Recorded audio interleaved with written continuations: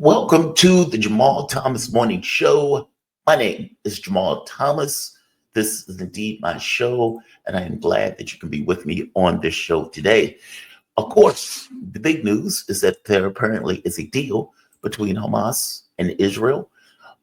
This was something that we were talking about before, but we weren't necessarily sure whether or not the deal was entirely legitimate, or if that matter, whether Donald Trump was really the mover and shaker behind the deal. There was all sorts of skepticism associated with it, but it seems that not only is the deal real, but it also seems that it was indeed Trump that was putting pressure on Netanyahu in order to get the deal over the finish line. In fact, the Israeli government seemed to be surprised by the amount of pressure that was put on the government. They didn't necessarily think that Donald Trump was going to be the whip hand in the way that Donald Trump was whip hand in order to get the deal over the finish line. But indeed, it seemed like it was the Trump administration, not even in office yet, that got the deal through.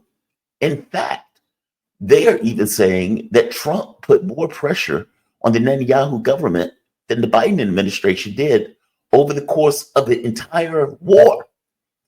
Put that in context. Meaning, Joe Biden could have gotten the deal earlier. He just didn't do it. They want, for all of the talks of Joe Biden is working tirelessly for a deal. No, they were not.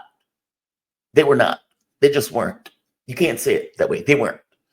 The moment that Donald Trump gets in and puts the most modest amount of pressure on the Netanyahu government, and again, they were salty language, and of course they pulled showing up on the Sabbath in order to force the deal to go through, basically saying, "Look, I don't care what day it is, we're going to get this done, and we're going to get this done before Trump gets in office." That seemed to be what took place. It really does seem like Donald Trump pushed the deal through. Now, there's questions about what is in that deal. Meaning, the catch is always whether they go through with what they say they were going to go through with. Now, Hamas has agreed to the deal. They've outright agreed. The question becomes, what about Israel? What about Israel? Meaning, we've seen a few times where we were told that a deal was on the table, a deal was being worked out, a deal, we were like inches away from a deal. We've been told this stuff before. The catch becomes whether or not it goes through. And again, like I said, all of the reporting and all the talking is as if this is real, this is legitimate. Netanyahu has backed out of these deals before. Is he going to do that with Trump? Is he going to do that with Trump? So I am uncertain. Like I said before, I am very doubtful that Donald Trump is going to allow himself to be look foolish in the way that the Biden administration has looked foolish over the course of the entire time he's been in office, especially on the issue of the war. Is Trump going to allow himself to look that way? Will a man whose very image of himself is as a strong man going to allow himself to look weak for Israel? I'm skeptical. I am skeptical. I know being cynical is typically the right position to take on this. And let's be very clear, we're calling it a ceasefire deal, but Israel is always going to reserve the right to launch attacks. They will. Now, this deal is only supposed to start on Sunday, I believe. And there's going to be a prisoner swap on top of the prisoner swap. There's going to be Israel is supposed to pull back out of Gaza. There's that. They're supposed to pull back from the Philadelphia quarter. There's that. The hostage exchange is supposed to take place. There's supposed to be a cessation of combat for 40 days. And on top of that, there's going to be a prisoner exchange of the dead. This is then going to move into a third phase, which I'm unclear on at this point. But at the very least, there's supposed to be a large amount of resources and humanitarian aid that is supposed to flow into Gaza. Now, more than 60% of Gaza has been destroyed, evaporated. And so allowing the people to go back to their homeland and to their areas, I don't know what that means because those areas no longer exist, if that makes sense. Meaning saying that, yes, people can go back to their homes, you can get traffic back into the area. Okay, that sounds good until you realize that most of it is gone. Most of it doesn't exist. All of these places have been destroyed. So I don't know what these people are going to ultimately go back to. But it's something to be said, though, that for all of the talk from Kamala Harris about Joe Biden has been working tirelessly for a deal, or for all the complaints and the griping that Joe Biden has effectively been doing over the course of this year, the reality of it is Joe Biden wasn't applying pressure at all, not in any real sense of the word. Trump, who is not even in office yet, sends an envoy, and that envoy gets a deal. And everybody is ascribing that deal to Donald Trump. Even people in the Biden administration. And what's wild about it, listening to Democrats have to accept that it was Donald Trump that got the deal is astonishing. Keep in mind, what we were told up to this point was, well, Donald Trump is obsequious to Netanyahu. I've said as much. And because of that, then obviously when Donald Trump gets in office, there's not going to be a deal that they're going to let Netanyahu do whatever he wants to continue with this military campaign. Donald Trump is going to be a one-to-one with Netanyahu, etc. That's what we were told. That's what Democrats kept saying. If you remember, Democrats kept saying, well, why did you expect Trump to go for a deal as opposed to somebody like Joe Biden? I mean, Trump is going to be worse. Trump is going to be worse. I've had these conversations with Democrats myself. They would say, well, obviously, Trump is going to be worse. Trump is going to let Netanyahu do whatever Netanyahu wants. What the hell is this? What the hell is this? Netanyahu repeatedly rejected this deal over the course of the last year. Hamas has been trying to accept this deal for the last 6 months. Trump pushes him into a deal and is not even in office yet. Now, Trump has said, I want to end wars, not start them. And the clip that he put up of David Sachs, I'm wondering, is there a reality to it that Trump is trying to get across by putting up that text? Now, an argument can be made that this is all done to give an impression that Trump is not completely obsequious to Netanyahu and Israel. That despite the people that he put into his administration, that no, really, I know how this looks, but Donald Trump really has a mind of its own and is not necessarily going to be an Israeli first policy as an American president. An argument can be made that, and that is going to be something that we're going to have to see going forward. The missiles aren't stopping. The money is not going to stop the Israel. The weapon systems are not going to stop the Israel. So there's that part. But if this goes through, and it is something that the Trump administration pushes Israel to accept and pushes Israel to go through with, then what? Then what? The reporting that's coming out of Haaretz is that this is not a deal that Netanyahu wanted.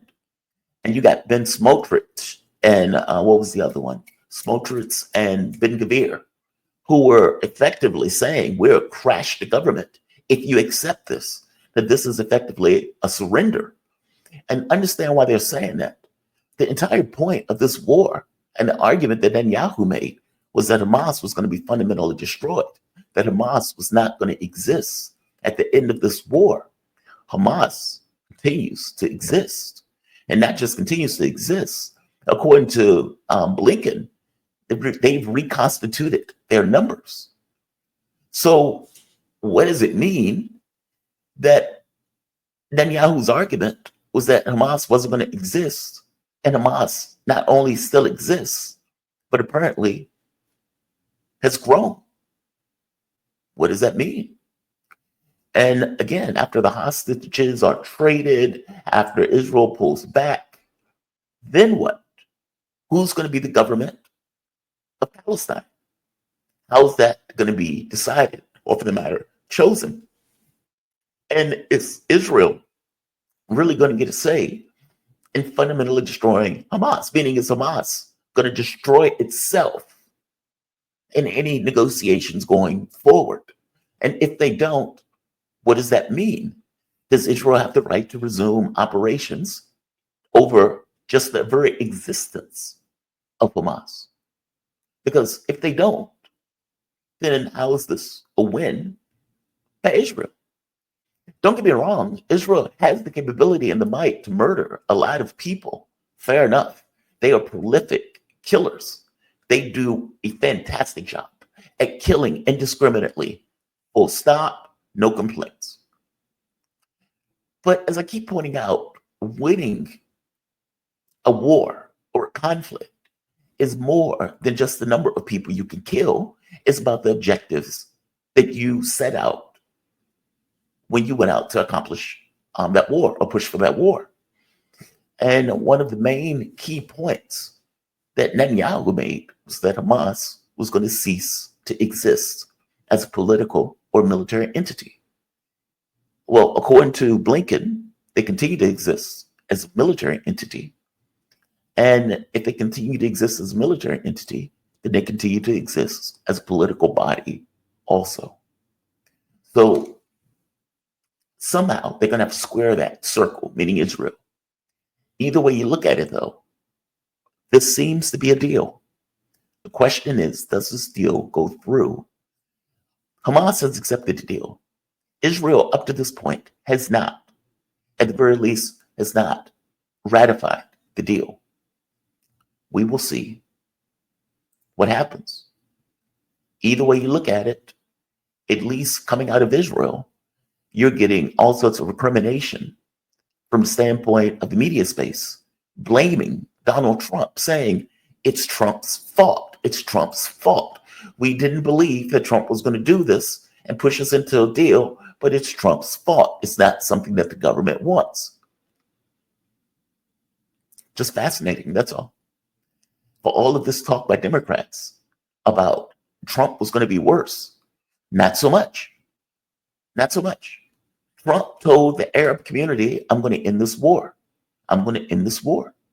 Whereas Kamala Harris or Joe Biden wouldn't attest to anything different. Meaning Kamala Harris effectively said, I'm going to follow and continue the policy that Joe Biden has done, nor would I have done anything different on this Israel-Gaza policy. Whereas Trump said, I'm going to end the war. And it looks like Trump may have ended the war. Just wow. That's all. When you look at some of the things that were coming out, sociopath Matthew Miller is stuck giving Trump credit for this. And Matthew Miller lies as easily as he breathes, but let's be clear, he's still functioning under the Biden administration. Listen to what he says. When it comes to the involvement of President-elect Trump's team, it has been absolutely critical in getting this deal over the line. And it's been critical because obviously, as I stand here today, this administration's term in office will expire in 5 days. And one of the things that we have always said about this deal is that when you get from stage 1 to stage 2, that the United States, Egypt, and Qatar are the guarantors of this deal. And Egypt and Qatar will push Hamas to stay at the bargaining table and to get from stage 1 to stage 2. And the United States will push Israel to stay at the bargaining table to get from phase 1 and phase 2. Trump gets credit for the deal. Trump gets credit for the deal. Beyond this, when you're listening to people on Democrat channels, they're stuck grudgingly giving Trump credit for the deal and having to eat crow on this issue. So right here, this is Democrat. I can't think of his name. Not important. All of them are the same on MSNBC. Take a look at the look on his face. This radical frown when he's being told that Donald Trump was instrumental in getting this deal. Look at the frown on his face. That framework has been available essentially since the end of May. So you might ask the question, as you did, why now? Mm-hmm. And I would say there was a Trump effect. The Trump effect was on Bibi. Look at that frown. Look at that frown. Look at that frown. Just a radical frown. Couldn't even hold it. Look at that. I've never seen somebody actually do a real life Smiley. He looks like a real life Smiley. You know, those when you look at the Smiley face and it's like that huge thing, and you're like, well, nobody looks like that in real life. No. People can look like that in real life. MSNBC. That is the look of a man who's told Donald Trump was instrumental in getting a deal that your president couldn't get for the last year and a half. And then we come to find out with the reporting that Joe Biden didn't even try. That he didn't even try. Ari Melbourne, thank you. Ari Melbourne. Look at that frown. That is astonishing. I didn't even know people's faces can do that. I didn't even know people's faces could do that. That's astonishing. That's astonishing. Look, they always say it takes Nixon to go to China. And maybe it took Trump to go to Israel. And maybe Donald Trump was serious about this notion of, I'm going to end wars, not start them. Maybe he was serious about it. I mean, I saw Marco Rubio giving his testimony being approved by Congress, effectively saying Ukraine needs to be serious about this conflict, that they're not getting that territory back. They're not going to push the Russians back, and they need to be serious about it. And this idea of giving them infinite amounts of money when they have no clear objective going forward is not a starter. So you may have two cases where Donald Trump, before he even gets into office, is working to end and unwind wars that the Biden administration had zero power to do in one sense, and was fully backing and behind to a radical degree in another sense, despite the fact that one, he was losing outright, and in the second one, it was literal genocide. Trump is not even in office yet. That's astonishing. That's astonishing. Every bit as astonishing as the look on this man's face. That is astonishing. We will see. Like I told you, it's one thing to say we are going to do a deal. It's another thing for them to actually do the deal. And over again, Israel has broken all of these ceasefire agreements. I mean, look at Lebanon. They signed the agreement with Lebanon, and they've still been doing bombings after signing the deal with Lebanon.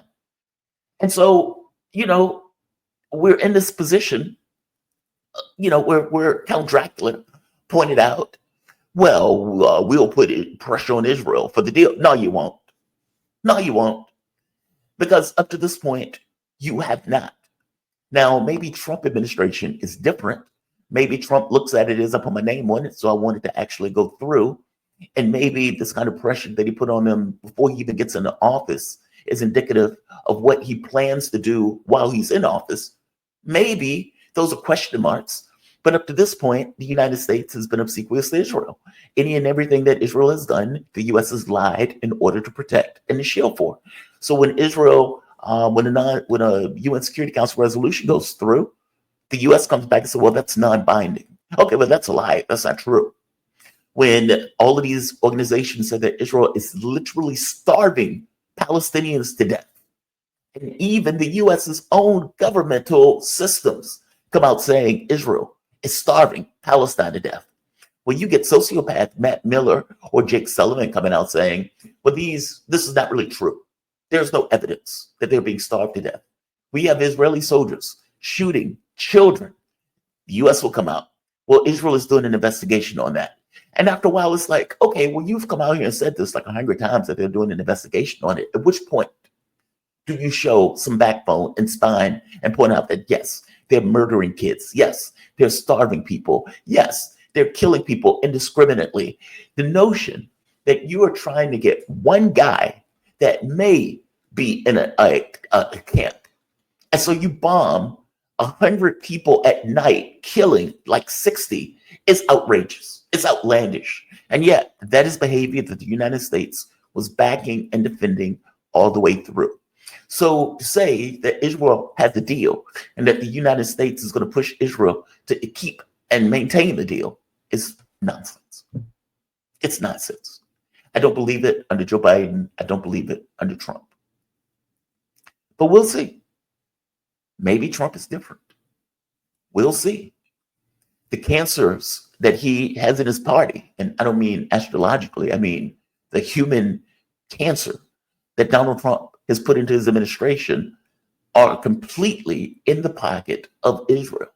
And it makes you think that the $50 million that Donald Trump got from Sheldon Adelson's wife, Miriam Adelson, had something to do with who he chose for that office.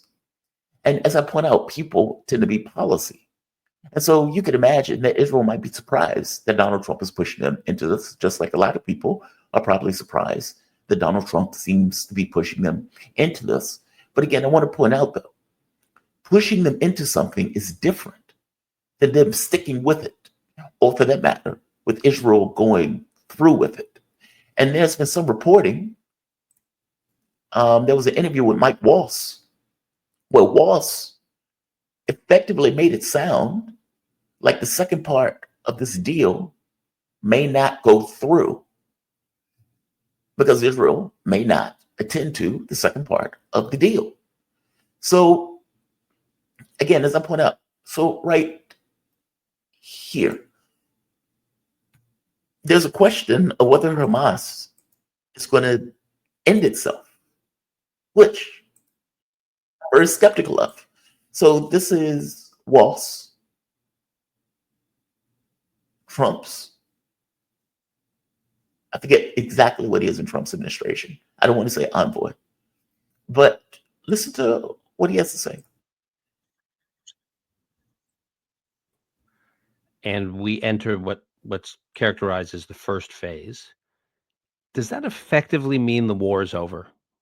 Does a ceasefire mean that its work is done in Gaza for the foreseeable future? Well, I certainly think Hamas would like to believe that, but we've been clear that Gaza has to be fully demilitarized. Hamas has to be destroyed to the point that it cannot reconstitute, and that Israel has every right to fully protect itself. So, all of those pieces, all of those objectives are still very much in place. Look, I mean, October 7th was a terrible day. They put everybody in a terrible position, including the Palestinian people of Gaza, whom they regularly hide behind. Now, there are two ways to look at that. You could say that this is Trump beefing up his bona fides. So you could say that, well, Mike Waltz is saying this because Mike Waltz needs to make sure that everybody knows that Trump is still backing Israel 1,000%. And in backing Israel 1,000%, that means that Hamas can't attack Israel. And we need to make that clear to any and everybody in the Trump world. It could be that, basically the art of the deal, you're now selling the steel to your own population. You're selling the steel to your base. You're selling the steel to the Israelis, while simultaneously knowing full well that within the context of negotiations, there are going to be various things that are resolved and worked out. And this issue of how Gaza is going to be run and who is going to run Gaza is going to be one of those things that get worked out in one of the later chapters of it. Meaning, it could be what I just said, that this is them selling the deal.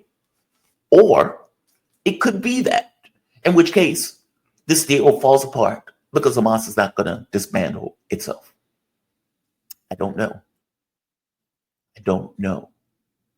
It is fascinating, though. It is fascinating.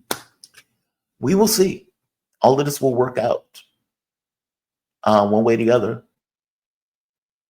And we'll get to see how this actually turns out, whether or not this deal has some level of staying power, whether this deal fails miserably within one of the second components of the deal, whether Israel fundamentally blows it off and the U.S. backs them as they blow the deal off, whether or not the deal is not ratified by the Knesset, meaning it can fall apart in many sections because there are many working parts. By the same token, though, it seems real, and the way people are talking about it seems real. The complaints that are coming out of the Netanyahu administration seem real. And, whatever Mike Waltz is saying here, again, this is something that's going to be worked out later on, I would imagine, in negotiations when they get to the third phase or beyond. So I'm going to be hopeful, despite the fact that I feel somewhat cynical about it. It's a new administration. And so the administration does get some leeway that the previous administration does not get, because all the reporting has made it very clear that the previous administration wasn't putting pressure on the Netanyahu government at all, that all of the rhetoric was purely political. It was purely to get from point A to point B, no more, no less. There wasn't any real legitimacy to it. I would say something else, though. There was a clip that I had been looking for that I finally found yesterday. And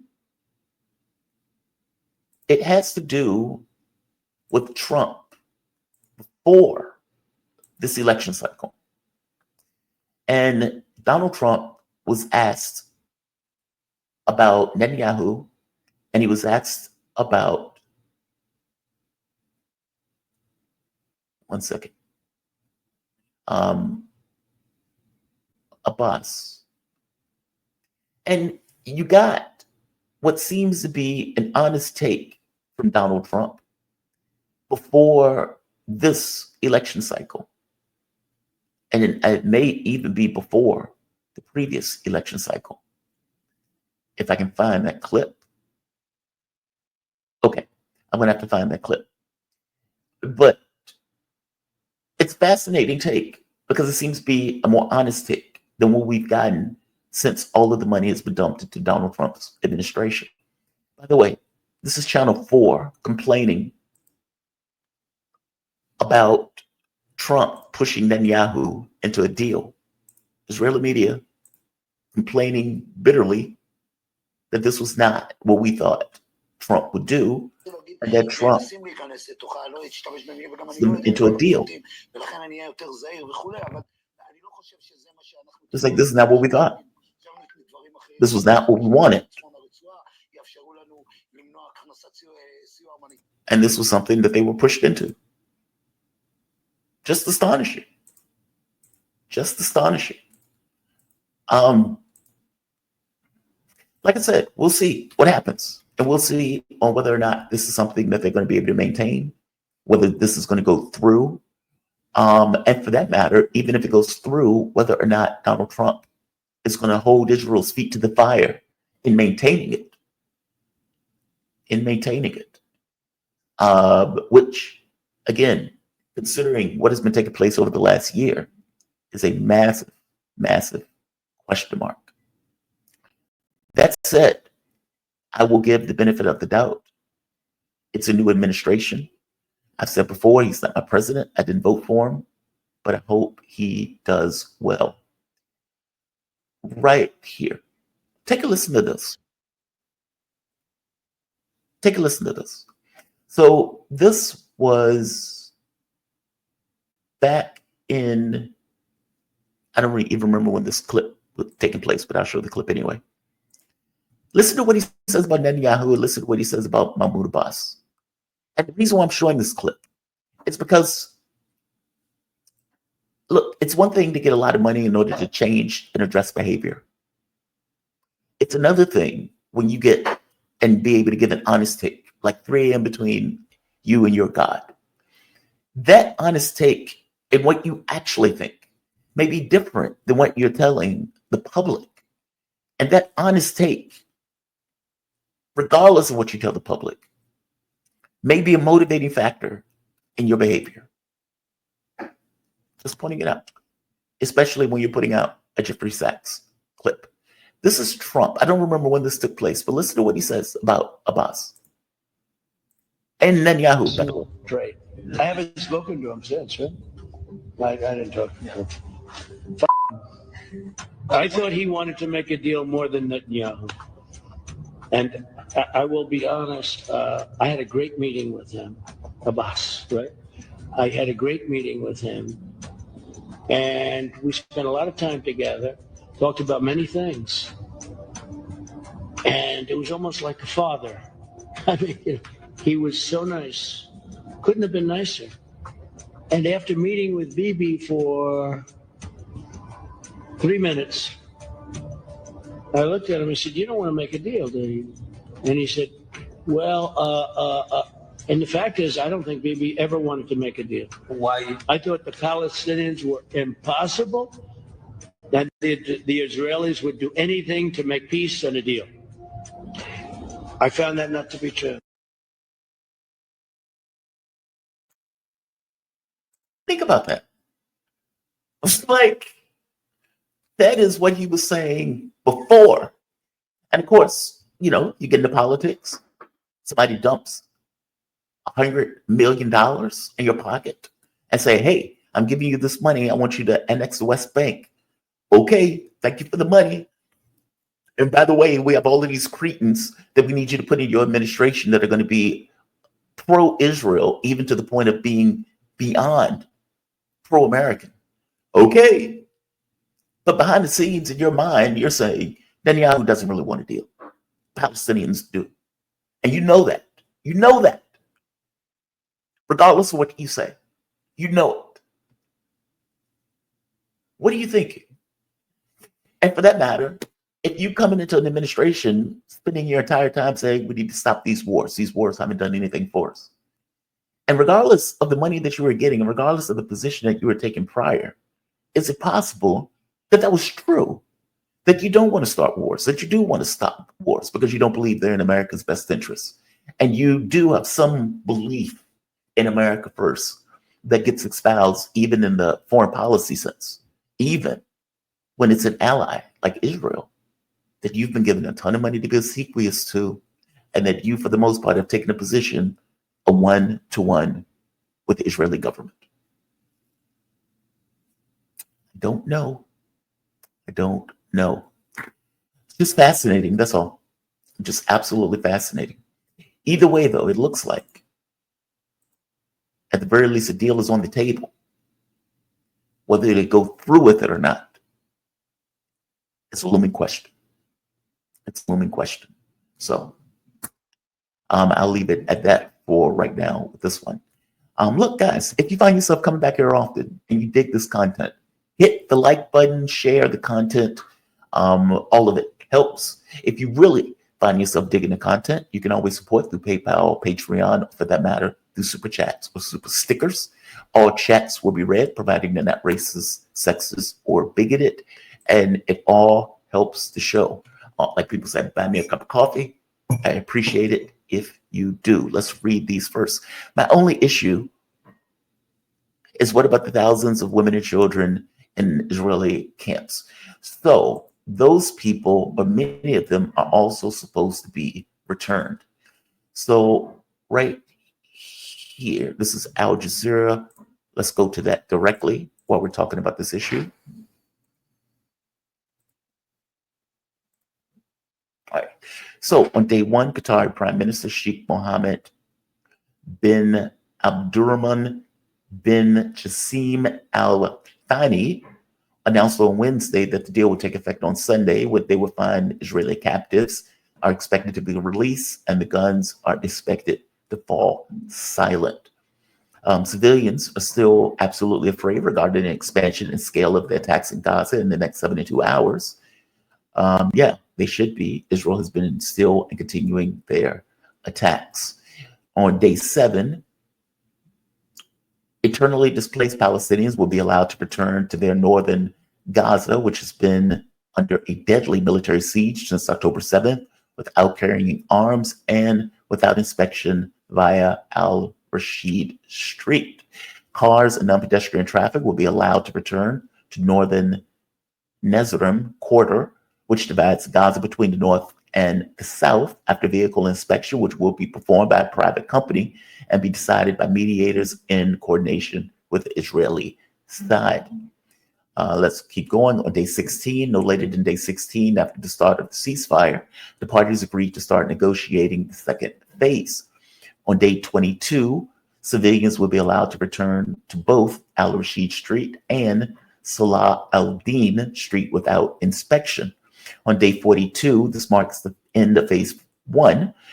By this date, 33 Israeli captives should be released in exchange for 100 Palestinian prisoners. It has also started phase 2. If things move according to plan, this includes the release of the remainder of captives, which are believed to be 65. In exchange, Israel is committed to withdrawing from Gaza and return to the permanent ceasefire. Up to 94 Israeli captives, dead or alive, will be freed in exchange for more than 1,000 Palestinians. It's believed nearly 30 captives out of 94 are dead. Israeli forces will also begin to withdraw from the Philadelphia Quarter, which separates Gaza from Egypt. Israel also has insisted that no written guarantees be given to rule out resumption of military force. Hamas has reportedly given verbal guarantees by Egypt, Qatar, and the U.S. that negotiations will continue. On day 50, by this date, Israel should have completed the full withdrawal from its forces from the Philadelphia Quarter. On day 84, this is when the third phase shall begin. Details are still unclear. Should the conditions of the second stage be met, this is where the bodies of the captives should be handed over in return for a 3 to 5 year reconstruction plan to be carried out under international supervision. There's currently no agreement over who will administer Gaza beyond the ceasefire. The U.S. has pressed for a reformed version of the Palestinian Authority to do so. The Palestinian Authority is hated. So, again, at any point, those things can fall apart. Let's hope they don't. Rubio was an Adelson pick. Hegeseth is a Lindsey Graham pick. Hopefully, Trump will get ahead of them. And other fools, yes, agreed. Someone sold Trump's first administration. Oh, it was a clown car. And this one is a clown bus. Yes, agreed. Agreed.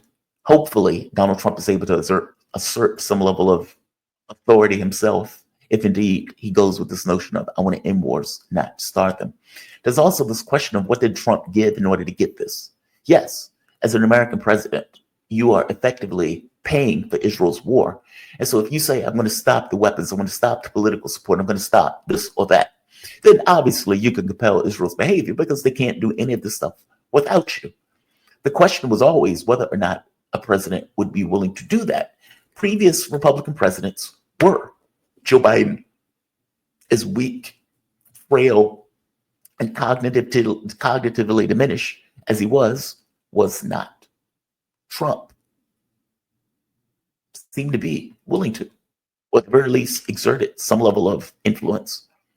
Jabari, VOC Media, thank you for the clarity. Well, thank you, Jabari.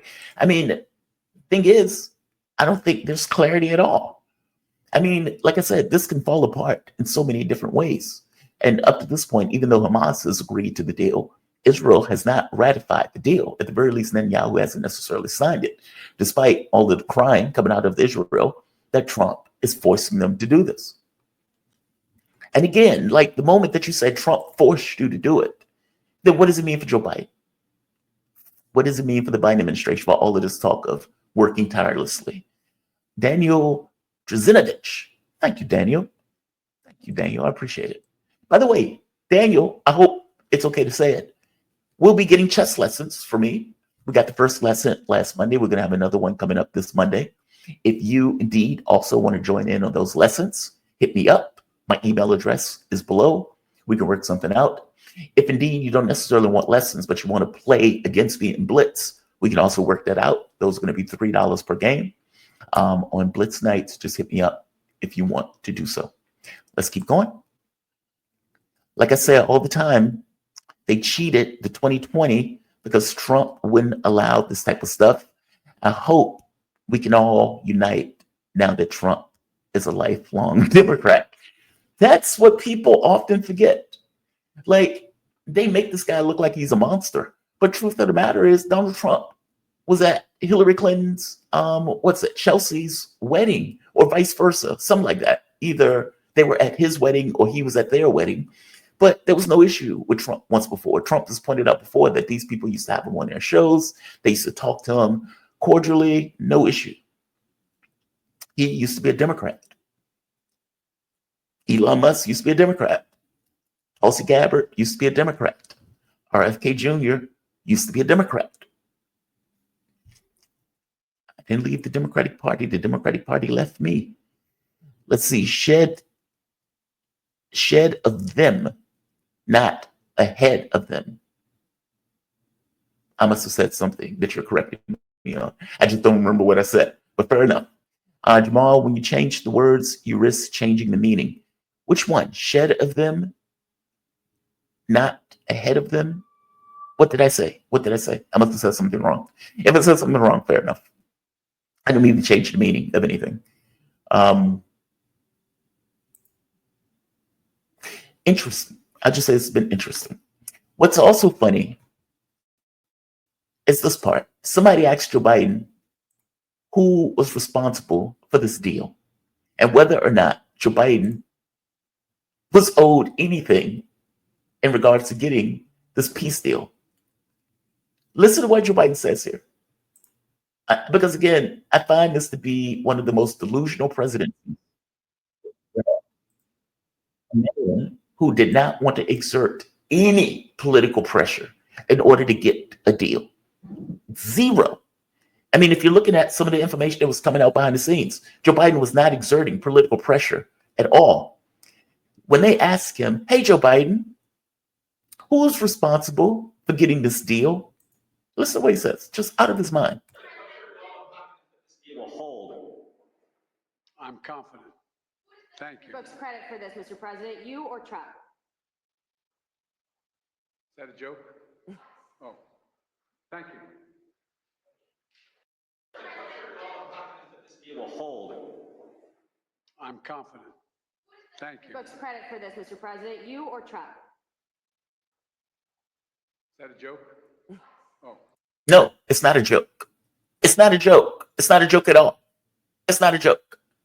When asking who is responsible for the deal, you were in office for over a year as this was going on.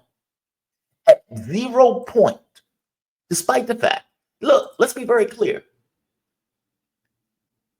Israel was not able to wage this murderous genocide without the U.S. Full stop. And some of the reporting points out that something like 70 to 80% of the money, weapons, resources that went into this came from Joe Biden. He's going to leave as Genocide Joe. She is going to leave as Holocaust Harris. These people are utterly deranged, out of their mind, and totally delusional if they believe that this legacy is going to be something other than that. A cognitively damaged president that was so out of his mind that his own party ate him alive to get him out of the race. And not just ate him alive to get him out of the race, was in full support and backing of a genocide with a vice president that was backing it right along with him. None of them having any sort of political courage to do anything about the genocide taking place, and not just not do anything about it, cover for it diplomatically, and for that matter, assisted them militarily in the execution of all of these civilians. That's your legacy. That is what that legacy will be. And each and every sociopath in this administration, I hope they bust hell wide open. I hope they bust hell wide open. Joe Biden is not long for this world. And however Joe Biden sees himself, I hope there is such a thing as the immutability of the soul. And that soul gets deposited to hell the moment that Joe Biden's head hits the floor and his heart stops. That's what I hope. That's what I want. Considering the amount of death and destruction that he not only caused, but this is not even talking about the Ukraine conflict. This is talking about just Israel and Gaza and what seems to be 100,000 people that have been slaughtered in that war. I can't even call it a war because this was just attacking civilians. And just to be very clear, there were political consequences for it. So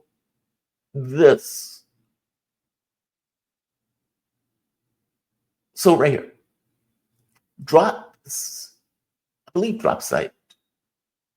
Yeah, Ryan Grimm, drop site news. Look at this. As pertaining to the presidential election, Kamala Harris paid the price for not breaking with Joe Biden on Gaza, new poll shows. 29% of non-voters who supported Joe Biden in 2020 said U.S. support for the genocide was the top reason they set the 2024 election out, according to YouGov survey. 29% of non-voters who supported Joe Biden in 2020 said genocide was the reason they did not back Kamala Harris. That would have been enough to win, by the way. That would have been enough to win. So, yeah, there's that. Unite. Unite. Spinell. Unite indeed. Spinell, here's another one. Yep, he was a Democrat till they didn't let him run in 2016. Polls state that without the laptop BS, he would have won. Both teams, anti-Zionists now unite. Well, you know, the masses of the world has been pretty strong on this idea of pushing back on the Israeli lobby.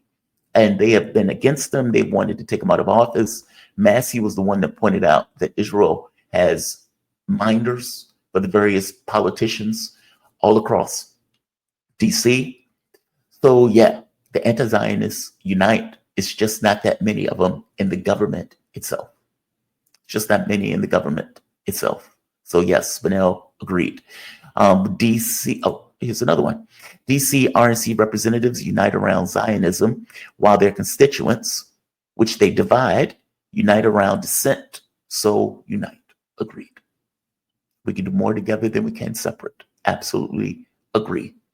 Sparky, what did I say? I don't remember what I said if I changed the meaning of something. Hit me up and say what I said. It doesn't even have to be a super chat. Or just whatever. I like to get stuff right. So yeah. But yeah, man, interesting morning, interesting night. We'll see if this actually sticks. We'll see if this actually lasts. But what it seems on its face, Donald Trump, president-elect, not even Trump, not even president yet, has been able to get a deal that the Biden administration has not been able to get over the course of the last year. It seems that Donald Trump put pressure on Netanyahu to get this deal in a way that the Biden administration, again, wasn't willing to do. There's questions about whether it would stick. All of that's true. But we'll see. We'll see.